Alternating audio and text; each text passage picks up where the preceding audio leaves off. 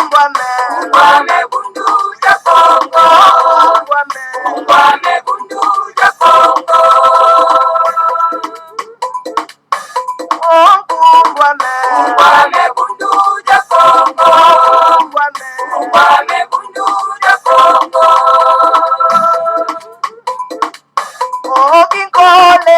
Kole ku Kongo ya mweniko. Kisole ina ya tena mane mumbande.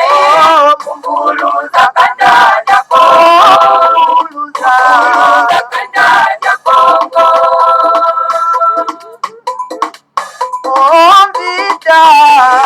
Kongo ya mweniko.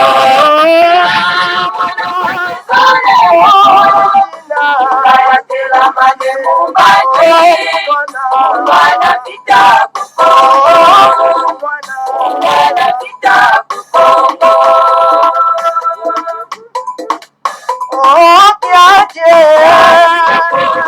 ya mweniko. Kayatela mane mumbande. Kanda ja Kongo. Kanda ja Kongo. Tombe Kongo ya mweniko. Kayatela mane mumbande. Kande kukongo. Kande kukongo. Ungwame bundu ja Kongo. Ungwame bundu ja Kongo. Ungwame bundu ja Kongo. Ungwame bundu ja Kongo. Ungwame bundu ja Kongo. Ungwame bundu ja Kongo. Ungwame bundu ja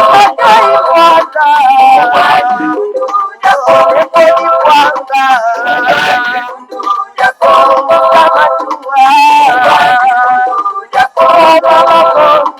Ungwame bundu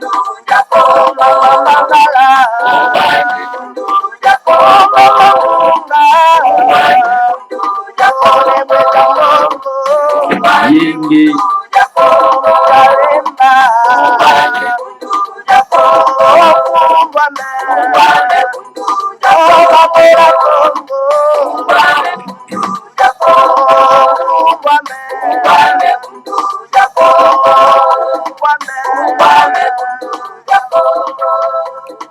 Matondo mingi bama batata bandeko balandi ya Congo bololo kumbwame bundu dia Congo tala biso wana toye lisusu en tout cas na après-midi ya lelo bama batata bandeko lelo ezali ya solo pena en tout cas mokolo mwa eyenga mokolo mwa tuku mibale na mwambi ya sanza mibale mobo akotumbi wale na tuku mibale na moko tokomi bongo na ngonga ya zomi na misato bama batata bandeko lingi koloba ngonga ya yambo ya sima ya nzanga. En tout cas, bama batata bandeko topesi bino banso bayenge bambote pe balosako na bino banso ezalo bino molobeli mbuta bopelo bobala elingi koloba malamu koloba. Alors bama batata bandeko balandi ya Congo bololo tozali kokenda solo pena en tout cas na mboka mokonzi Kinshasa pona ete tokoka solo pena en tout cas koyamba Mbuta Sita. Mbuta Sita azali moko solo pena en tout cas mama batata bandeko oyo azali kosala epai ya le grand maître Manda Sami longi ya Congo le Makandala comme directeur ya bureau politique bama batata bandeko balandi ya Congo bololo ya Bundu dia Mayala.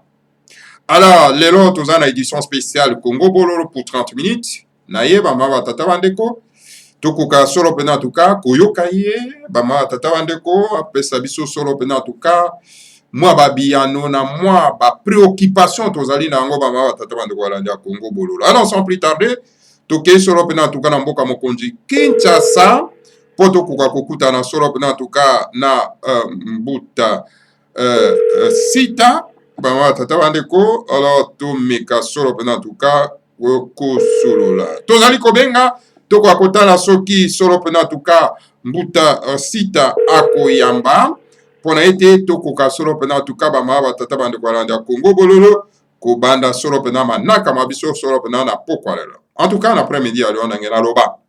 Alors, donc, voilà, bama tata bandeko, to mikakotuna, moi ba mituna, moi ba question, moi ba préoccupation, to zali na moi bama tata bandeko alanda Congo boloso. Alors, liboso ke to ko aso pena ko banda, soro pena na mbuta sita, to ko pesa no bino, vraiment, ma ba information bama tata bandeko alanda Congo bololo. Situation na Congo, ezali ko tambola malamu te bama tata bandeko alanda Congo bololo, situation ezali vraiment chaotique. Na kati ya mboka ma tata bandeko alanda Congo bololo. Alors, donc, tout ça, vous comprenez, est-ce que Monsieur Chilombo aza kozwa contrôle ya mboka ou bien azali kozwa contrôle ya mboka te ba tata bandeko, donc situation ezali un peu beaucoup plus grave. Alors, donc, ma déclaration depuis la mort, il y a ambassadeur italien, donc, ma déclaration s'est multipliée, mais M. Chilombo ne fait pas un effort et a se débarrasser, donc, d'un ancien collaborateur et Hippolyte Kanambe, alias Joseph Kabila. Boyoka qui déclaration, il y a M. Beya alias François. M. Beya qui sort pendant tout cas dans Mboka, il y a Rwanda, et par wapi, à ça qui déclaration, on a écouté, non, mais écoutez, tozali na bino toza kolia na sani moko. Ah, ezali déclaration grave vraiment tata bandeko. Donc monsieur Beya azali so moto azali chargé dans ce pas, il y a sécurité, il y a monsieur Chilombo. Hein, ou azala qui sort pena numéro 2, il y a moto Tobengi Kalunda Moto alias Kalev, donc le chef de l'organisation terroriste.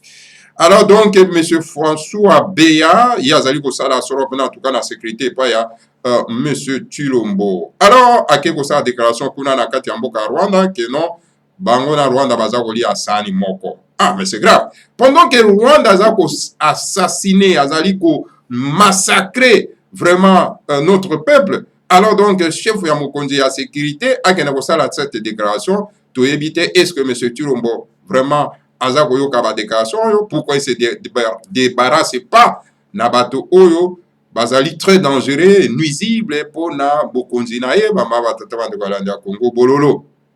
Alors donc prochaine émission toko zonga pena en détail et toko rasoro pena ko analyser déclaration il y a monsieur François Mwamba. Alors sans plus tarder tokena na mboka mokonzi Kinshasa on a toko yanango na édition mosusu nde toko sala développement na tokena mboka mokonzi Kinshasa tokotana mbuta na biso ye moka se présenter awa na kati na Congo bololo. Alors mbuta losako yenge mbote na yokuna na mboka mokonzi Kinshasa. Mbote mingi na balandi ya Congo bololo ngai nazali Monsieur Sita Anthony Zeno oyo azali porte-parole ya Mwanantemi. Nazape directeur du bureau politique chargé à organisation ya parti ya Buruja Mayala mais na invité wana ndi mutunana ekuzonyela epa ya mukambi ya oya tamusi ya Congo bololo est-ce mituna kutuna ngai muna bakalite oyo na se présenter ou bien na oyo na uti kozosika parce que ya yi 750,000 signatures basenyi ke muta muntu Mwanantemi akene na Congo Central, bango nde baponi ngai na za porte-parole na bango pona ko matérialiser volonté na bango ndenge constitution na article 320 na article 26 constitution esenyi ke soki communauté baza na posa ya kosenga état fédéral ou bien état peut-être unitaire, état autonomie, il faut pas s'organiser pour que bakobisa oyo constitution esenyi. Maintenant, yende mutakutuna mituna en quelle qualité akutuna mituna ya étant que représentant ya Mwanantemi auprès ya ba institution nationale internationale comme nazalaka porte-parole na ye et directeur du bureau politique à Buruja Mayala chargé de l'organisation sur une cadre à parti je suis disposé à répondre ce qui fait ma cadre tant que batu ko ponanga sikoyo lukula leader ya bato basigné ba 105 750 signatures pour que va obtenir vraiment que Mwanantemi akene na Congo Central a dirigé Congo Central parce que désordre vraiment humiliation et l'équipe mutu aza kuna donc to yibite suka zalaka au service de même nasilisi wana nazongisilio mutuna matondo mingi en tout cas matondo mingi mbuta sita oza koyokana très clair en tout cas ezali malamu trop ça c'est première remarque wana oza koyokana penda bien ezali kitoko alors bandeko bakoyoka yo vraiment très bien nayoki olobi likambo etali pétition parce que toza na répondre à 30 minutes seulement parce que il faut towela ngonga. Alors mbuta sita outi koloba makambo etali pétition, est-ce que pétition oyo bandeko na biso ya Congo central, Congo dia kati basali, est-ce que ezali na aval ya le grand maître Ndasemi ye moko? Mais soki ye eza kutu problème kutu na yete problème nde ya Congo ya kati population ya Congo ya kati ya bakongo bato basengi ndenge ye adepandaka bango ndenge asouffrir mpona bango yango bamoni ke Congo ya kati Congo central baza na baproblème ebele mutu aza kuna po adirige ko azoboma bato azoboma bakongo azotika bango na frigo pendant 9 mois après ake akundi bango ayambi mutu na mutu mpola famille alobi apesa bango $500 tout ça. Donc eza problème ya vale ma soki ye deja baintroniza ye po adefendre bakongo bongo bakongo basengi ye akende kodirige bango po batuna vale na ye biso nde bakongo toorganize balobi na nga moto asita yokamata baresponsabilité na yo comme ça biso tolingi ye alinga te mwana ntemi alinga te biso tolingi komona ye awa na kati ya Congo ya kati awa ya kogouverne biso parce que humiliation eleki makasi.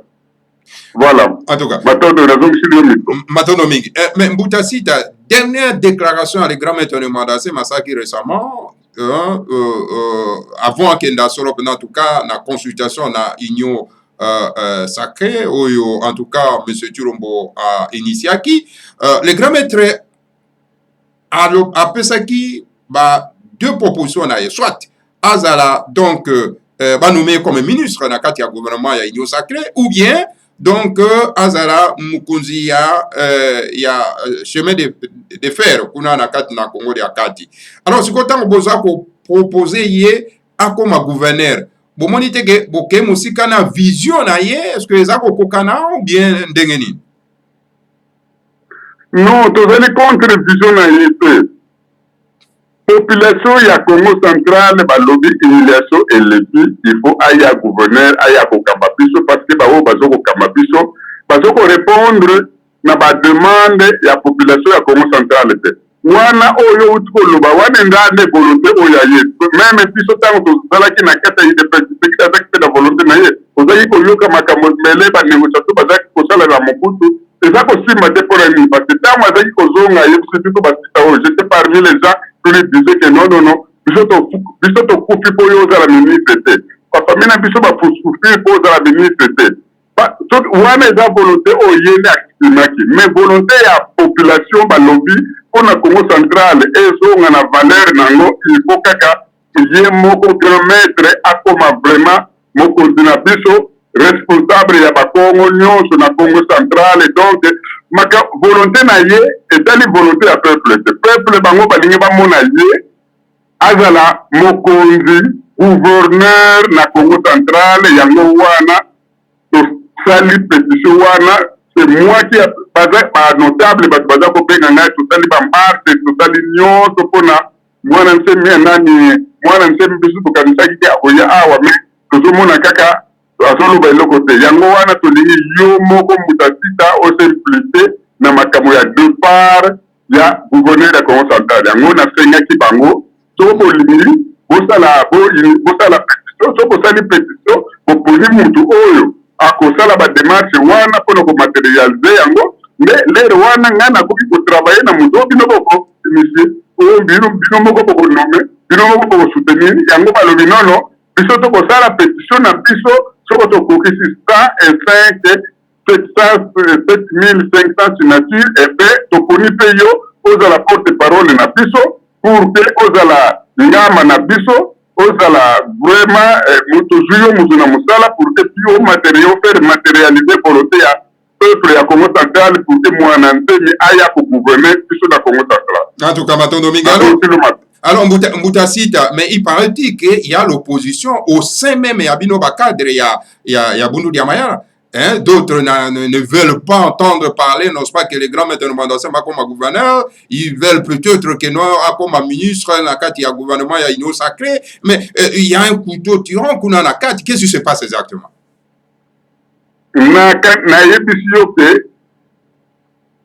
Bato bazana entourage ya mutamundu mwanamse bingana na kati wana. Tokoki kozala na ba divergence de vues, wana eza entre biso ba collaborateurs vraiment proche ya mwanamse. Mais population ya Congo Central, population o ya bundilaka. Bango bato balobi ke mutasita impliquez-vous pour que mutamuntu mwanamse aya na Congo Central aya ko bundila biso. Ça n'a rien à voir na même ngana lobina mwanamse oh non poza la kaka ministre d'État non population balingi komona ye na Congo Central population divergence na kati ya famille mutu akozala mutu catholique mutu mususu akoki kozala protestant mutu mususu akozala musulman mais boza na kati ya famille moko c'est comme ça ngai étant que directeur du bureau politique de Boumediama Mayala en tant que chargé à organisation ya parti na lobaka ke parti faut éthique la partie pour que toutes les tendances confondues par contre na kati ya Boumediama Mayala pour que Boumediama Mayala lokola grand maître munene aza nango tendance nyonso ekota na kati ya parti mais oyo ba divergence de vue oyo ezali na kati ya entourage ndenge yo olobi yo moto olobi yango me nga nayebi yango te ke bamosusu bakende ministre bamosusu balingi te bakoka non population ya province ya Congo Central balobi te biso mbuta sita tolingi komona mbuta muntu mwana ntemi amoni pati mingi aya kokamba biso aya kogouverne biso donc ba divergence de vie wana eza na importance te na kosenga ya toza combien na entourage ya muta mwana ntemi par rapport na 105 750 signatures wana nde population nyonso ya Congo Central qui se retrouve autour nango balingi komona mwana ntemi na Congo Central. Voilà, bon, sikoyo lokola nini pétition et salemi. Sikoyo procédure au Holandesali nini pour que les grands maîtres de Mandasemi aient contrôle, n'est-ce pas, il y a Congo Diakati. Sikoyo tokendeki déjà ko déposer pétition wana vendredi.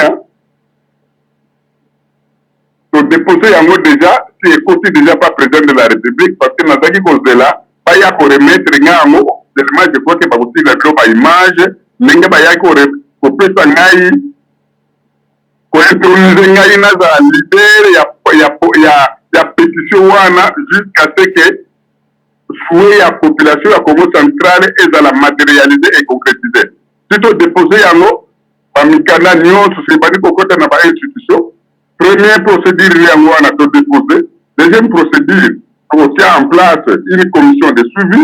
Et troisième, il y a l'organisation, la mobilisation de la population de la Congo centrale pour que volonté de Nabango est matérialisée. Donc nous avons un plan A, plan B et Zali, plan C et Zali, jusqu'à ce que tu obtenir le résultat.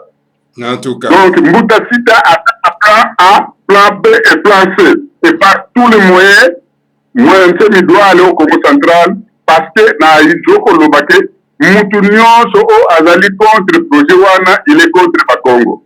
Moutou azoko soutenir le gouvernement au gouverneur ou Azakunatu. Cela veut dire que c'est un ennemi de Congo parce que ce monsieur-là est en train de tuer sa population. Et ce monsieur-là, il est ce même population. Les assassinats, comme le coup la Mboka Moussoussou. Non. Moi, je pense que tout le monde qui soutient gouverneur de Congo central a basé par ennemi de Congo, même le peuple congolais. En tout cas, maintenant, un Boutasita, moi, Motuna Lissousou,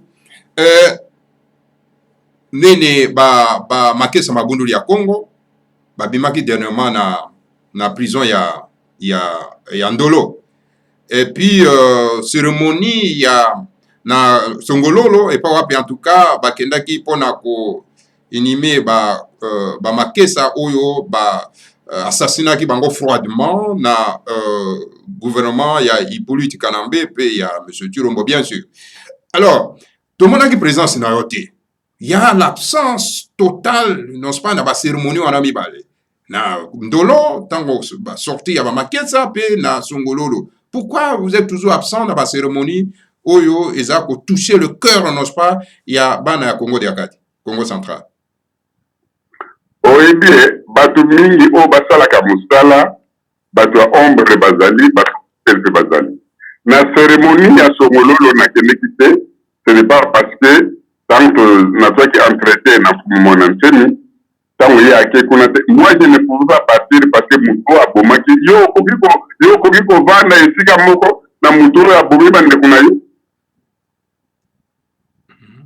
Natuni yo mutuna, est-ce que vous pouvez accepter quand c'est bien que le type là yende mutu abomi bandeko na yo, yende mutu azo massacré pa Congo, après ya kosala pe cérémonie na ye yo ovani na bango pe ba mususu babimi nanu te na mbaza ngungu baza net je crois que c'est beno bakobima na ndolo baza nanu kuna soki 13 pe na makala baza donc total ba 36. Donc mutu o aza mokonzi o ya mbanza o ya Congo central ye mutu abomi bango, ye mutu atiki bango na frigo, yende mutu azo il est à la base mingi bazo luba makamu nyonso loloka na kati ya Congo central parce que c'est lui qui est le numéro 1.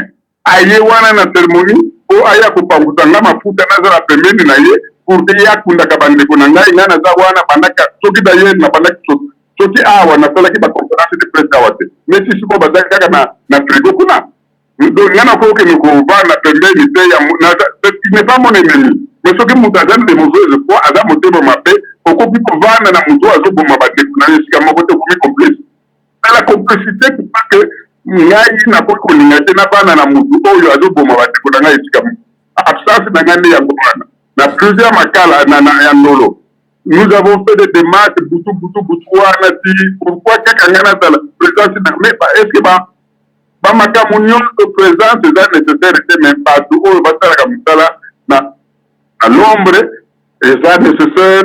Présence c'est pour l'essentiel bakobima oyo bazokende na mazangungu epi baza na mazangungu bato bazosala mosala bazali bato oyo bazosala pe baprésence na bango ezoko se manifeste na matadi bazali na ndolo tulu chaque jour bato bakendaka kuna site akendaka kuna te mais site nde aza mosala oyo mwana ntemi apesa ye yango asalaka bamakesa babima parti Burundi mayala sikoyo ezala organise parti Burundi mayala ekoma na pouvoir mpo na nga pouvoir oyo Burundi mayala akoki kozwa soki mwana ntemi akomi gouverneur malgré nkangu ya Congo central basengi nkangu bato ya Burundi mayala te me nkangu nde mutu asengi mwana ntemi akoma gouverneur na Congo central. Sinon absence na ngai eza nango moi-même j'avais refusé na lubaki na ngaka na okende kuna kovanda permettre na mutu oyo akomi biso te atiki bandeko na frigo na okende kuna te.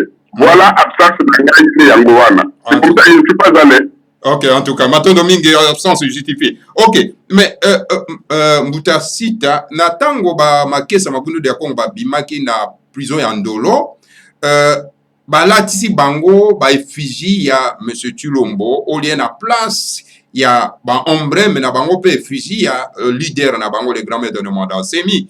Est-ce que on est lokola capitulation ou bien ezali lokola une humiliation ou bien pourquoi ces gestes là esalemaki na sorti ya bamakesa kopesa bango ba tricot ba kaliko ya parti mususu ya leader à parti mususu pourquoi? D'abord merci mingi na keso wana il faut yeba yango ke à l'époque na kotanga kombo vraiment na omoni parti ya par exemple ya Olenga Nkoy po ba parti ebele salaka oyo yeba na so bamoni ke manifestation bako organiser ya parti munene bango baye na bakaligo wana bato oyo bayaki na bakaligo wana oyo ozolobela wana ce n'est pas dit que baza bato ya Burundi mayala, ce n'est pas dit que baza ba makesa, ce n'est pas dit que baza ba bedeka bango nde bato bazoluka mariage forcé bato bayaki nango balingi mariage forcé na bato ya IDPS po basala plaisir na bato ya IDPS basala plaisir na président de la République oza wana mais biloko wana ça n'a jamais été initié par les responsables ya parti et surtout pas par ngai chargé de l'organisation du parti soki nayebaki yango na koko me baye wana mpo bakanisake bango bato basali bademase mpo na visibilité na bango me nya rien kuna na kati ezalaki no parce que bango bato soki bango bato basalaki yango ndenge batiaki yango ça fait 9 mois azalaki wana mpo nini babimaki bape baliberaki yango te. matondo mingi bongo sikoyo ntango babimaki mpo na nini bapesaki bango accès te bakenda kosalue mokonzi na bango avant bazwa départ na bango na Congo diakati eloko nini empeshaki bango bana bampeshaki bango wana bapekisaki bango bakenda kotala mokonzi? Est-ce que ezali parti moto esali ke bakenda directement na Congo central sans ke bakenda kopesa mokonzi mbote? Au revoir. Non, ngai moko nasalaki bademarshe wana meme na biloko bilamba oyo biso tosombaki oyo kaka alobaki banganaki nosomba, on avait tout payé. J'avais négocié pour que bakende pa kuna pa ya nkaka batikala kopesa bango mbote. Meme oyo biso tosombaki bapalo tosombaki etikalaki wana parce que eza l'état ne mutu aboyaki. En bref, l'état aboyaki que aleka ba mutu amuntu mwana ntemi basalue ye balobi bakende kaka kozonga directement na bamboka na bango bautaki. Donc ezalaki parti te mais eza l'état nde mutu aboyaki le régime qui avait refusé ça pour que bakende kuna ngai bongo nasalaki bademarshe balobi na ngai ça en tout cas tout sauf ça. Bapesaki ngai réponse tout sauf ça. Voilà. Ok. Nazokandisaki non ngai nazalaki te ngai naza na besoin te nazalaka tous les jours mais ngai kasi nayebi te mwana ntemi naza na besoin te ke soki bato bazoya kotala ye nécessairement ngai nazala non moi je dois faire ce que je dois faire mutu na mutu asala mosala na ye pa azali bato nyonso bamonanaka te oyo bata yo moko oyebi ozalaki awa na nani na en RDC à l'époque na Zaïre oyebi ke bato mosusu bamonanaka bato mosusu eza bamonanaka na bango te. Mais il n'est pas dit que ce que je mona na que yoka muto sala ka musala non ato pe ba mona na kate baza ko sala misala na bango na ndenge mokonzi to ko seka omona utu ko yibi solo te ngai na négociaki yango mais ba lopaki na ngam ta sita tout sauf ça ba boke de pas na te kuna te même ba policier baza kuna je dis c'est moi qui avais négocié parce que bango ba lopaki non so ko lega ba makesa ba zonga kuna en tout cas malamu to mema ye quelque part na lo ino boto te ndanda ko te ba policier nombre même ya ba miskuta bazala kuna dire c'est si t'as décidé donc c'est quand même à dire pour la sécurité na yé on est wana to ni so ba maketa ko zonga kuna bazonga pa ba voilà. Matondo mingi mbuta sita moi mutuna mosusu ezali na ngaya na mesa ezali baza kwa kize mbuta sita azali acteur ya division ya Bundu dia Mayala. Donc c'est lui qui empêche l'organisation, non pas, il y a congrès pour que les anciens pour que redynamiser, non pas, parti Bundu dia Mayala est commis faible, parti Bundu dia Mayala est commis donc parti, donc il y a Manianga et toutes ces accusations autour, non pas, il y a monsieur Mbuta Sita. Quelle est votre réponse là-dessus? Est-ce que vous êtes à l'obstacle, non pas? Il y a réconciliation, il y a combattant, il y a Bundu dia Mayala ou bien dégagé? Non, nana kanisi soki bato bazo kwa kizinga yo koko za la mieux placé ya ko défendre ça parce que tant on a zaki na photo kuna bato ko nyoso ngana tiaki na yebe bango te yo na ngeki na sala na yo komo na yo na ya mavinga na alimane na pa nomination na sala kizaki na kata est-ce que yo za manyanga na tiaki komo na mutu aliposo na tilaki ba maketa nyoso ba lito ba kanga na kalata na kubina kisasa za yote. Est-ce que vous avez manyanga ngai mwana ntemi tango apesi nga parti alobi na nga boye Mbuta Sita organisé parti toutes les tendances soient représentées ngai na ba nomination nyonso na organisation na kusala d'ailleurs j'en ai déjà fait appel na bato nyonso même bakende ko se organiser bikini na congrès na bango bambuta ndanga bakuma batute na lobaki na bango ngai idepes soko lobi na organiser na everybody. Mais tant que na problème ya la mebaki passé na yibisaki bango bon na ba liste représentative pour que lukaya pa fleuve na cataracte bazala représenter dans toutes les vraiment la direction tout dit loko na ngana za manyanga na za directeur du bureau politique. Nous avons besoin de jouer mususa za la ba fleuve mususa za na ya lukaya ngai na ba poste nyonso na ligne ya représentativité ezala tango na lungaki kuchmatini mutu na raprasaki kuna mtiona mtu ozolo parto asa mudani parce que poste wana ezalaka ya lukaya. Donc moi je respecte toujours Makamonga Nakuta, mais ce sont ces gens-là qui disent ça, qui ne veulent pas travailler. Est-ce que moi je peux empêcher vraiment Batubaya pour renforcer parti pour la monnaie, même Makaka qui est parti dirigé par un groupe peut-être de Bamania ou non, moi je ne peux pas accepter ça. Mais non, wana ezana vraiment na epanga na wuti. Mais dans chaque poste de représentativité, c'est là. Non, Batouazo, ce sont des mauvaises foi. D'ailleurs, Bango Batouba, nous sommes attaquer ça. Balongwa, Bakaka aussi la partie de Bango Moussousou, quand on a dit qu'on l'a Yango na Batouaza qu'on dit matin.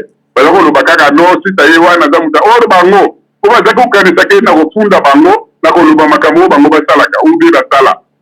Mutumoka, les Kaki na radio Kuna na Yoka qui a coudé na Ngai. Alors, lui, il est resté 25 ans.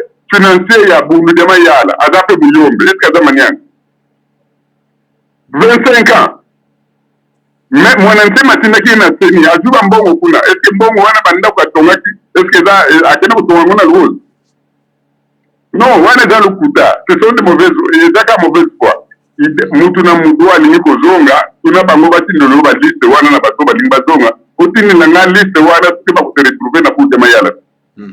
Ouais, mais Bango Badako déclaré par exemple le congrès, il paraît-il que Yozoti a pour des bananes pour que le congrès Coca-Cola Salema, ce n'est pas la volonté à l'igran maintenant danser, mais qu'est-ce que vous répondez là-dessus? Ah, est-ce que moi, je peux empêcher vraiment que le congrès n'a parti et à la tête? Mais avant le congrès, d'abord il faut avoir des moyens, il faut inviter les gens, tout ça comme ça, des moyens. C'est ça le congrès. Congrès, mais il y a un président. Le président, c'est mon ami, c'est le vice-président Mpuna. Il y a un chargé de l'organisation du parti qui m'a envoyé une lettre à me disant voilà, yo, dans la carte organisation du parti. Maintenant, voilà, nous avons par exemple 5 000, 10 000. En tout cas, fait tout qu'on voit que mon ancien musée président organisé parti. Nani a tinda lettre wana n'a pas moyen pour que tu organises parti. Est-ce qu'Azali, soit Azali, peut-être au Congo, Montini, au Bango, bazana pour batini pour organisation à congrès. Ça n'a rien à voir avec Makabazo et Bazo Loba. Ils ont de mauvaises foi. En tout cas, maintenant Domingue, pour la qui ça a vraiment pu élever le combat de BDM. Quel est le combat de BDM? Ah, en tout cas, ma commis a les grands maintenant dans c'est maloubi le combat de BDM. L'idéal de BDM est d'approfondir notre culture, notre sagesse négro-africaine et d'y puiser la force et le modèle de notre organisation, de notre développement. Le Congo, la sagesse qu'on enseigne donc aux membres de Bundu dia Congo que Uzola Soba Za, Soba Ngindu Zabantu. Si tu veux changer le monde, change la pensée des hommes. En effet, lorsque la pensée de l'homme change, l'homme lui-même change. Et lorsque sa mentalité, le mental, la pensée change, alors l'homme provoque des changements dans son environnement, dans son pays, dans la société. Il est donc impossible de changer la situation lamentable actuelle de l'Afrique centrale sans un changement de mentalité, de façon de voir des choses, des divisions d'agir. Mais Mbuta Sita, est-ce que vous avez eu à éviter? Ok. Donc voilà ce que le grand maître écrit, n'est-ce pas, pour un combat à BDM. Est-ce que bataillon surtout au bazar na kati ya Bundu dia Mayala actuel, c'est-à-dire le cadre, le dirigeant actuel, est-ce que bazar na kati ya combat wana ya BDM, bazar na kati ya idéologie, parce que on adhère dans un parti politique na idéologie na yango, parce que idéologie ya Bundu dia Mayala na IDPS ezandenge mokote. Donc est-ce que bataillon surtout bazar na même idéologie et puis bazar vont mener les mêmes combats comme écrit ici le grand maître de Mandassé? Oui, puis penser, il y a un leader. C'est comme Batounyonso, Palobelaka Makambo, il y a ce prophète Simon Kimbangu. Bazana église Kimbangu, c'était. Mais ceux qui pensaient, il y a un leader, il y a un humanité, mon ancien, Ezali. Il y a cause de la catholique, il y a cause de la religion, il y a protestant. Mais tant où mon ancien pensait, oh, il y a ezali mpona kovaloriser bavaleur ya mwindu epe ya bakongo. Je pense que tout le monde sait, parce que soki ngai nasadelaki na pensé na ye te j'allais rester vraiment protestant. Peut-être ntango ebisaki ngai nakoma directeur du bureau politique nde nabwaki na ngai parce que nasaki deja na offre na ngai ya mosala pa ya kibala nayebaki salaire na toutes les avantages oyo alobaki na ngai nakoki korepa. Mais comme pensé na idéologie ya mwana nsemi oyo alingaka yango nyonso alingaka yango alandaka yango, c'est-à-dire donc je pense que mutu nyonso oyo azali na kati ya entourage ou bien na kati ya bulutu ya mayala aza na pensé wana yango wana omonike bakongo ntango ye alobi makambo ya ba DG ou PCA ou balobi non ye aya awa na Congo centrale pour que soki akamati yango parce qu'il faut epanda quelque part. Pour que epanda quelque part, il faudra avoir la responsabilité politique, comme ça du moins. L'enseignement wana na ba oyo ba imprimer ba livre te to ba na ko imprimer ba livre wana pour que mutu na mutu na kotanga ngo c'est comme ça population ya Congo centrale communauté ba le non non aya ko kamba biso azonga awa na Congo centrale comme gouverneur pour que ba penser na ye ba vision na ye et banda déjà ko za la matérialité. Nayebi te soki na répondre na mutuna na yo mais bato nyonso wana pense oyo olobi wana avant ezwa vraiment aliri po ye azala quelque part oyo ekosala ke pense na ye ezala matérialisé. Donc yango wana ngai na ndimaki na bademande ya banotable kongo balobaki ke ngai moko mpe na s'impliquer pour que gouverneur atu akende mwana nsima akende na Congo centrale vraiment yango wana na ndimaki demande wana so balobaki nanga o atu akende kaka ba remplacer na nani. Je ne pouvais pas accepter, mais j'avais accepté parce que jamais il faut s'impliquer à toi kende pour que mon antenne aya na Congo da kati awa aya ko gouverner biso. C'est comme ça na ndimaki komba wana menana zana komba wana bato bazana bonne volonté baningeka mon antenne na idéologie na ye na vision na ye ils vont s'adhérer à soutenir komba o bandi autobandi o population a fait. Voilà, à vous l'antenne. En tout cas, matondo mingi Mbutasita. Mais Mbutasita, le wana kwa bike, bah écoutez, ozali libanda ya idéologie, na soki na landio très bien. Mais si ko lubi wana olbi ke no ozali protestant, ou ozali une église coloniale. Pourtant, olubi non, wana olandinga malamu te. Olobi na yebisi yo ke avant moi na nsemi apesanga ba responsabilité. Okay. Depuis na âge na nga na botama nazalaki protestant na azali protestant. Déjà kozala protestant, kozala catholique, kozala musulman, ezali te ke okoki ko appliquer idéologie na vision mwana nsemite. Yango na pesi yo exemple, est-ce que ba oyo bandimaka prophète Simon Kimbangu, est-ce que bazala kimbaki? Non. Ba oyo balobaka mikolo nyonso prophète Simon Kimbangu biso na ye kiva vita tout ça, mais mutu na mutu alandaka vision ya mutu oyo azokokama azokodirige. Donc soki ngai na pousse vision na ye, cela veut dire que na esika ngai nazali nakoki kosorganize mpe vision na ye ezala matérialisé bana bilaka ntango balobaka bana bilaka parce que bamosusu bakenda kosambela na église mangisi te, mais quand il se dit bana bilaka cela veut dire que eza vision ya Fumuti Mbangu. Vision ya mwana nsemi ozala musulman, ozala catholique, ozala protestant, ozala kimagriste, ngana kinaka na Nkamba tout ça. Mais tu sais que mwana nsemi il est plus populaire na Nkamba que celui à Rose. Tangu ngana kinaka kuna bamona kangaka alukula mwana nsemi ye. Oko ni mangote, ona nini batu balandaka vision na ye. Eza vision de ya mutu oyo azokene nango, oyo azodi yango nde eza important. Ce n'est pas que bato bayaka kosamela o bazana kata PDK bazosamela après basamela quand même vision na bango eza pa mususu soki baoyo balobaka kino toza ba pédétiste oyo balongwe wana nde bakolongwa te to baza mpenza bato ya oyo toza bamaketa yo omona bato mosusu balongwe na kati église bakoma contre pasteur na bango.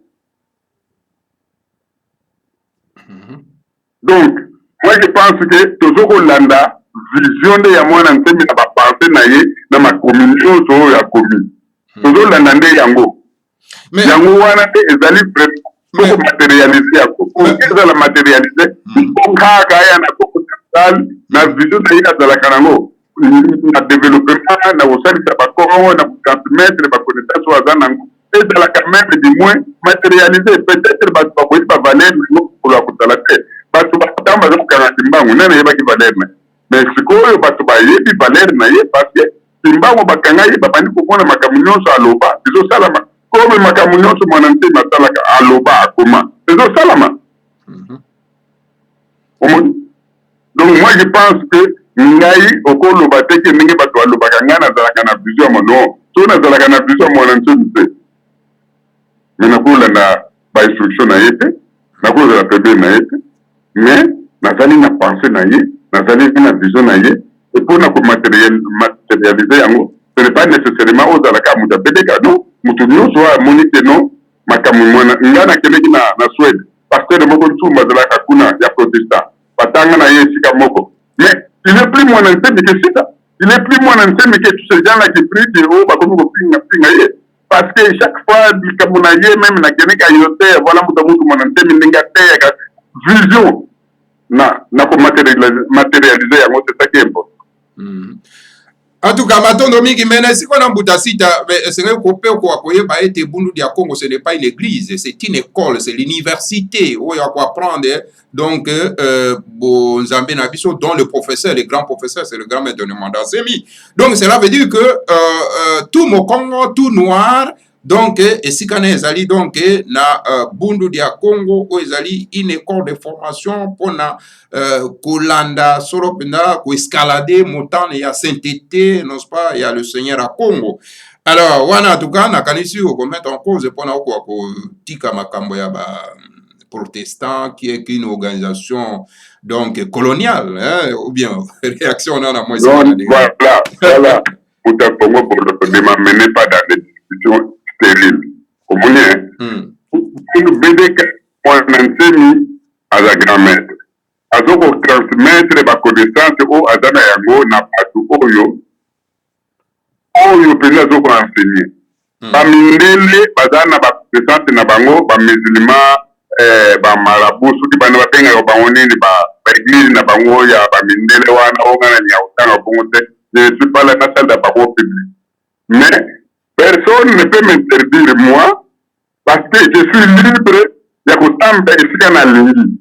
Je suis libre de kolanda idéologie ya mutu o na monike idéologie na ye, na pensée na ye, et donc ça de sa biso ba noir, yango bato banima, ce n'est pas que tant on a ndimaka Nkrumah, ce n'est pas que tant on a ndimaka Lumumba, que nous avons muté là, non. Pensez à Lumumba ezala kite, histoire ya mutu ya ba Congolais po ba Congolais tango moko ba komango ba mususu. Ce n'est pas que nous avons MNC, non? Mais pensez, pendant la pensée. Donc, exactement que non, au monde où il y a le papa n'a pas été mis à la base de Poudemaya.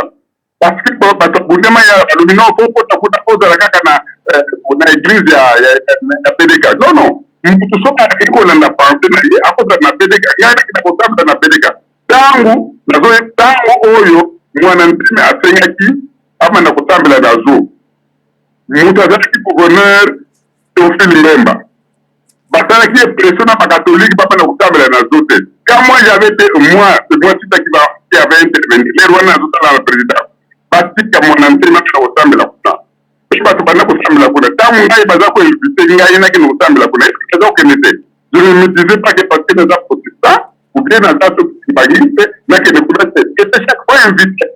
Et moi, je ne sais pas c'est moi qui avais intervenu, Joseph Sitanso des Zénons. Il y a une autorisation pour ça, la Nazopoli. C'est ça, ce n'est pas quelqu'un qui taxe des sites à aider pour commenter.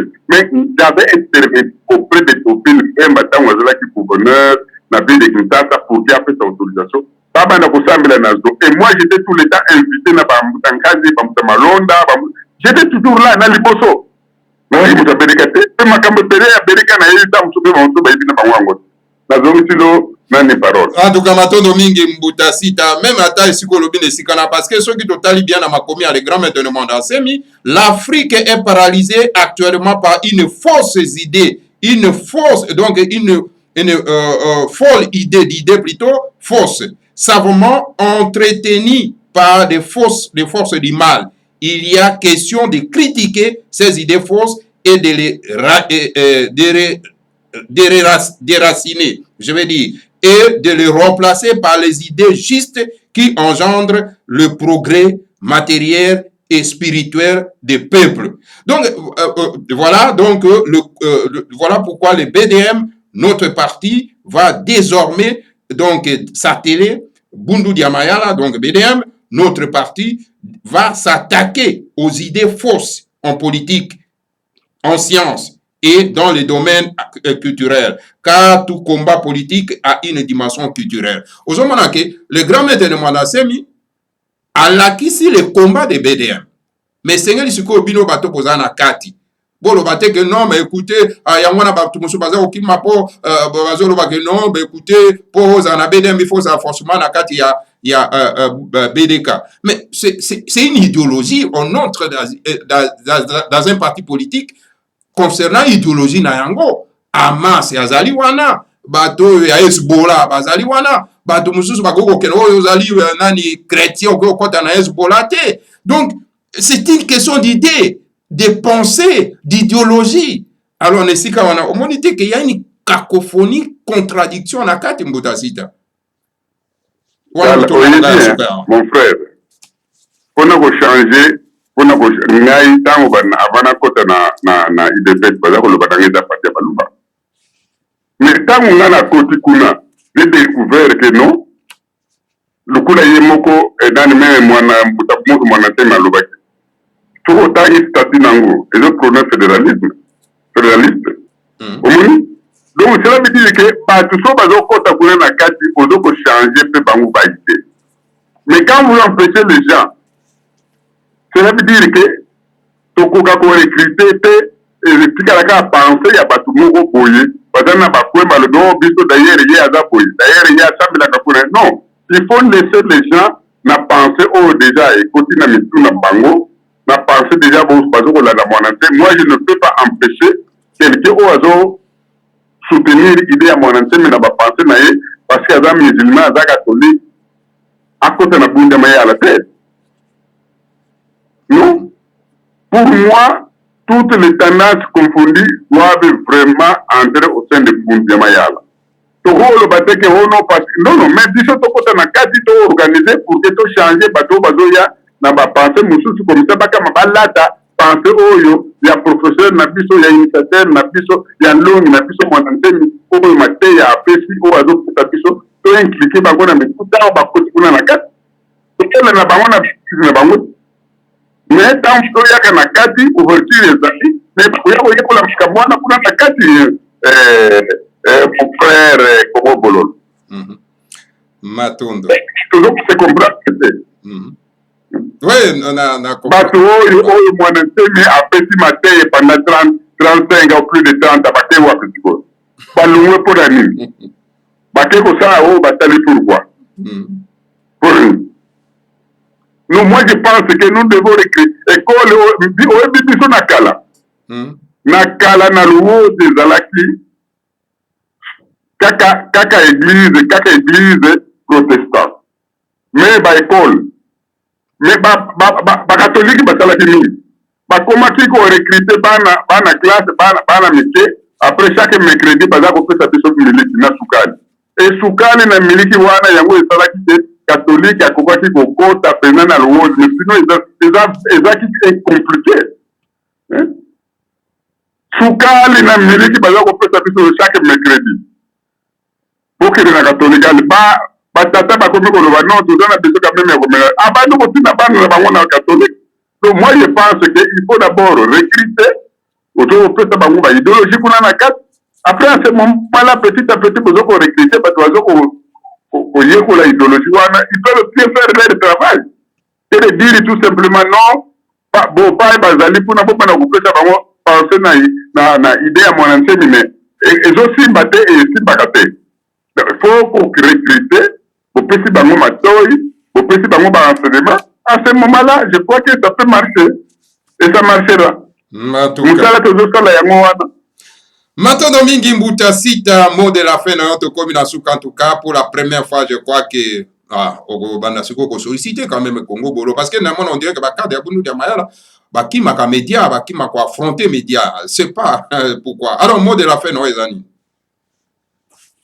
non je pense que na pesa na réponse oyo olobi te bato abundulema yala bakimaka média te nga nakokaki kokima kongo bololo te parce que mutu nga na liboso na kopiki kuna batiaki nga na te ezalaki kongo bololo yo nde mutu boyaki ngai yo nde mutu olingaki kosala na nga te yango naboyaki na ngai nazalaki koboya koleka na kongo bololo parce que liste ya liboso oyo bamakesa ekotana yango yo soko olobaki yango yo ozalaki mieux place ya koatake meme ya kofaire comprendre bato oyo bazalaki koatake ngai parce que ntango ngai nakomi moto ya liboso na eza yo donc moi je pense que mot de la fin biso nyonso il faut tozala derrière moi parce que moi il est le seul onga na yebi ya kotransmettre baconnaissance oyo aza nango na motu nyonso oyo alingi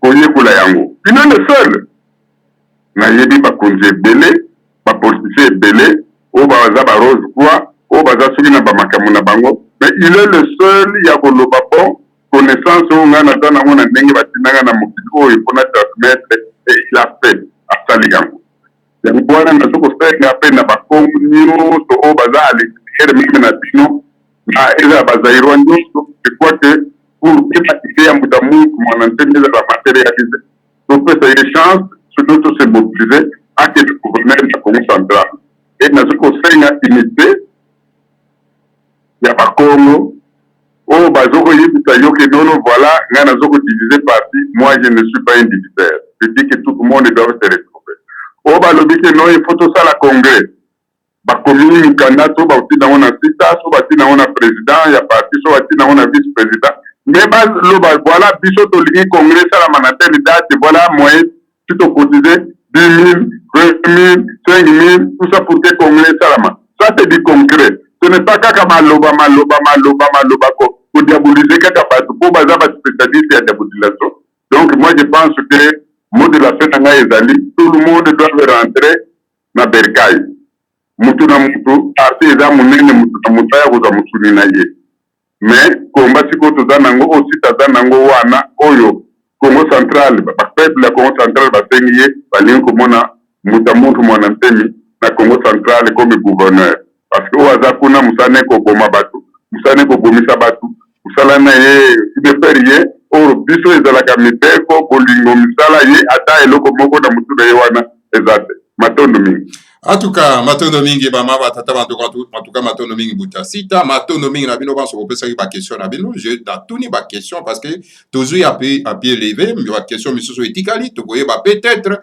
soki akoza na opportunité wana ya lisusu na kati ya Congo bololo donc le reste ya mituna nde tokoyeba kotuna ye nakoki kotuna nyonso tu mbala moko te po ezali ebele donc voilà bama batata bandeko balandi ya Congo bololo donc voilà boyoki baréponse na ye mpe na mituna na bino alors donc soki bacommentaire ezali botia bacommentaire soki mpe mituna misusu ezali bokoka kopesa biso yango ntango ya kozala na possibilité wana ya kosollicite biso comme ça bongo tokotuna ye mituna na bino en tout cas voilà bama batata bandeko balandi ya Congo bololo kimia ya bakulu ekozala na bino banso alors donc voilà tokomi na suka que le seigneur ya Congo bakulu na biso bakoka solo mpena kopambola biso bapambola les grands maîtres de mandat semi mpe bapambola la République fédérale du Congo Ingeta Ibobo et Ibobo matondo mingi. Matondo mingi, merci beaucoup Congo bololo. Maintenant je resterai à votre disposition à tout moment. Et soki mana nezali na websa nzinga so totali n'émission atili na yo otali après otudinga mito matondo mingi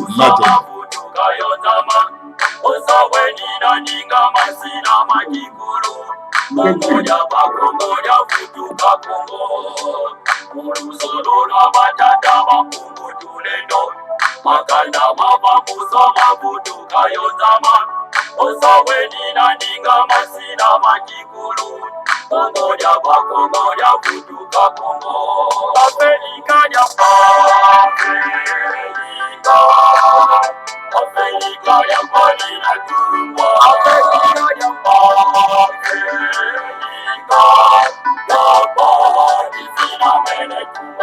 Afrika ya Afrika ya pwani na kubwa, Afrika ya pwani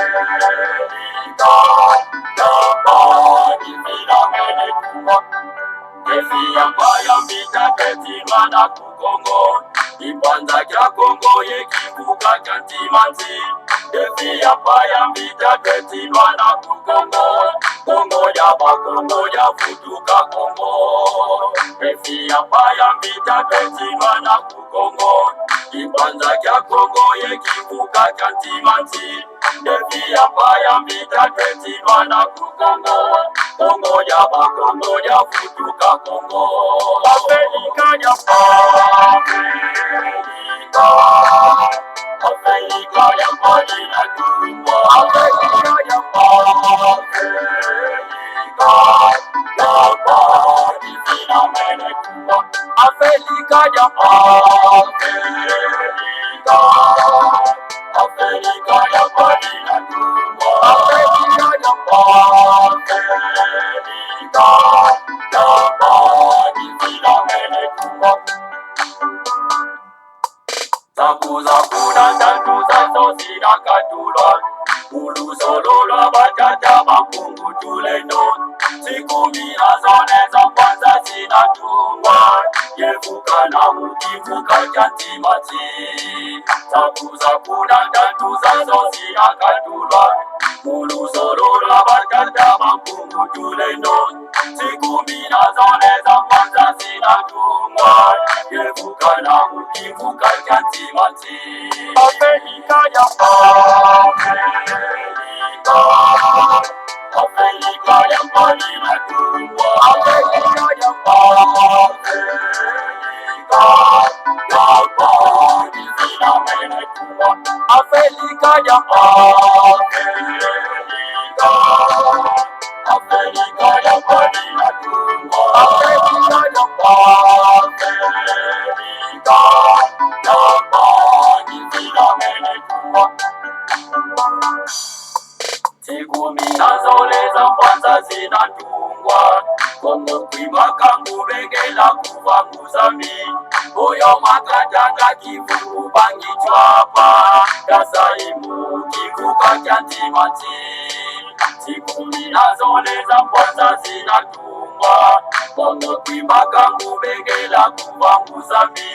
Oyo makatanga kivuku bangichwapa, Kasaimu kivuka kya ntimati. Afrika ya Afrika ya pwani na kubwa, Afrika ya pwani filamene kubwa, Afrika ya Afrika ya pwani na kubwa, Afrika ya pwani filamene kubwa.